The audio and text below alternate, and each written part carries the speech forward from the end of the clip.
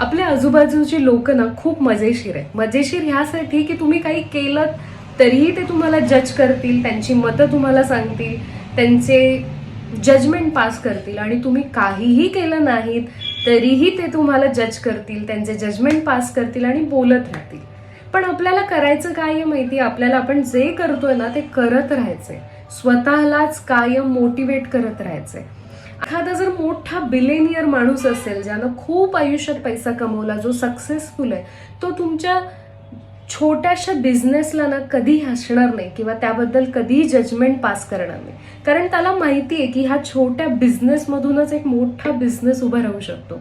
एखादा sports person आहे, ज्यानं खूप यश मिळवलंय, तो तुमच्या रोजच्या व्यायामाला किंवा रोजच्या थोड्याशा खेळाच्या प्रयत्नाला कधीच टीका करणार नाही. कारण त्याला माहिती आहे हेच प्रयत्न एक दिवस मोठं यश देणार आहेत. एखादा मोठा गायक आहे, ज्यानं खूप नाव कमवलंय, तो तुमच्या एखाद्या गाण्याच्या प्रयत्नाला कधीच थांबवणार नाही. कारण त्याला माहिती की हाच प्रयत्न तुम्हाला एक मोठा गायक किंवा सिंगर बनवू शकतो. त्यामुळे ज्यांनी कधी काही केलं नाही किंवा ज्यांनी हा अनुभव कधी घेतलाच नाही, त्या लोकांना जजमेंट पास करणं आणि बोलणं सोपं वाटत असेल आणि त्यामुळे ते हे बोलत असतील.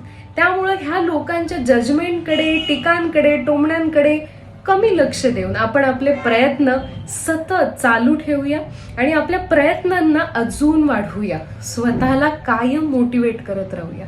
चुका होऊ द्यात, नक्की चुका होऊ द्यात, पण त्या चुकांमधून शिकूया आणि पुढे जाऊया.